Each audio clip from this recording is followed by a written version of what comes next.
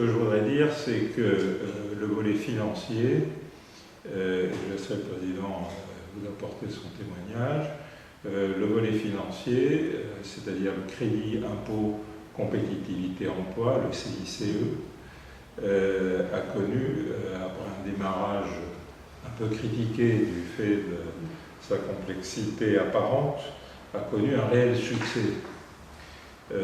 Et dans le Var, aujourd'hui, c'est 26 millions d'euros qui ont été injectés par le CICE dans la trésorerie des entreprises.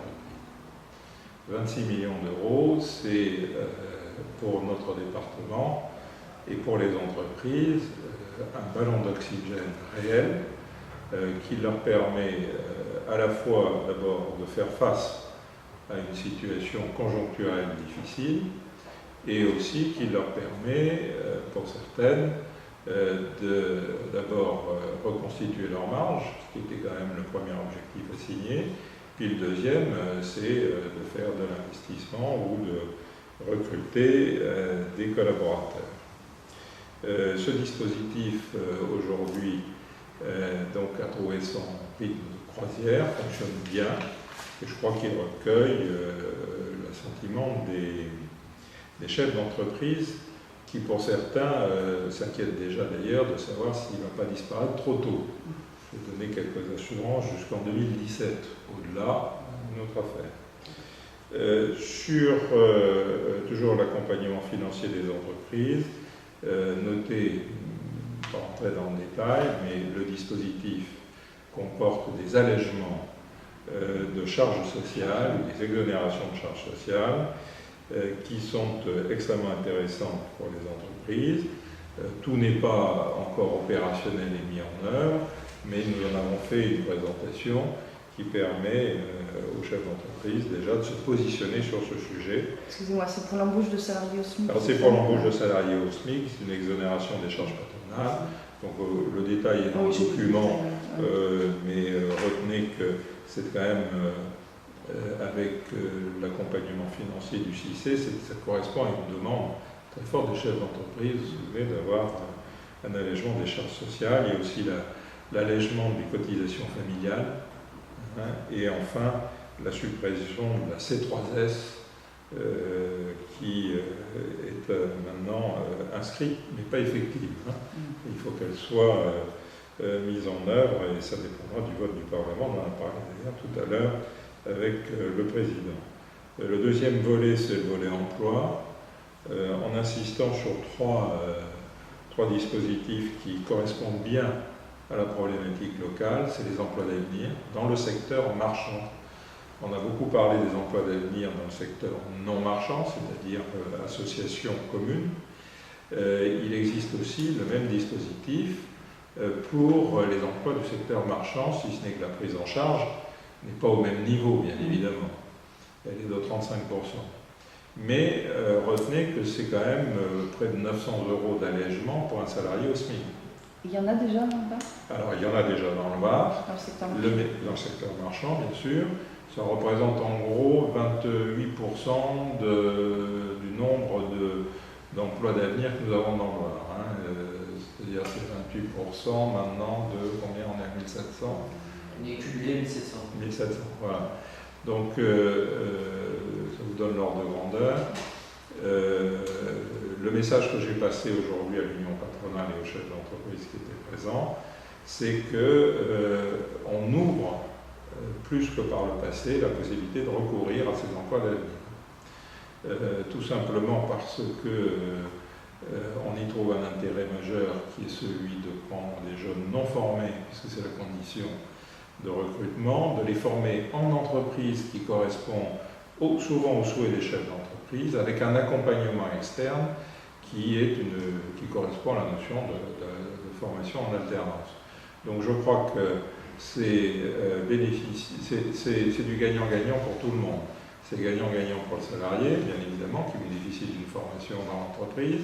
C'est gagnant-gagnant pour le chef d'entreprise qui a un accompagnement financier. C'est gagnant-gagnant pour l'État, puisqu'il voit là pris en charge un problème récurrent qui est celui du chômage des jeunes.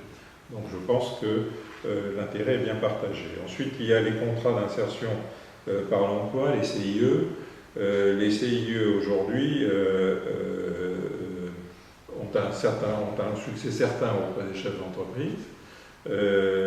Simplement, nous avions quelques difficultés budgétaires à suivre ce succès. Fort heureusement, une rallonge budgétaire nous a été donnée. Et donc là aussi, la bonne nouvelle que je voulais adresser aux représentants du patronat, c'est que nous allons pouvoir débloquer les CIE. Enfin, le contrat de génération, notez que le contrat de génération, c'était l'embauche d'un jeune de moins de 26 ans avec l'embauche d'un senior. Actuellement, pour certains niveaux d'entreprise, de seuil d'entreprise, c'était conditionné par une négociation d'une convention collective au niveau national. En fait, cette négociation, pour les entreprises de 50 à 99 salariés, cette obligation d'avoir une négociation est tombée. Donc c'est un assouplissement du contrat de génération et c'est important pour nos entreprises puisque 50-99, c'est le créneau varois d'entreprise. Donc ça permettra, sur une mesure qui a connu un démarrage difficile, il faut le dire, de la relancer alors qu'elle correspond là aussi à des attentes de la part des chefs d'entreprise, mais les entreprises qui en avaient le plus besoin, 50 à 99, étaient celles qui ne pouvaient pas y avoir accès à cause de cette obligation de négociation collective. Là, ils vont pouvoir l'avoir. Le dernier point que j'ai évoqué aujourd'hui, c'est la simplification. Alors, comme j'ai dit sans sourire, il y a du travail sur la simplification administrative. Moi, j'ai rendu compte de 50 mesures qui ont déjà été prises. Il y en a deux que je voudrais juste mettre en exergue. La première, c'est la pratique du rescrit, RESCRIT, qui est une pratique qui existe dans le domaine fiscal. Dans le domaine fiscal, si vous demandez au service des impôts, en cas de doute, l'interprétation du texte fiscal, le service vous répond par écrit, ça peut être fait par mail, et cette réponse engage le service vis-à-vis de l'entrepreneur.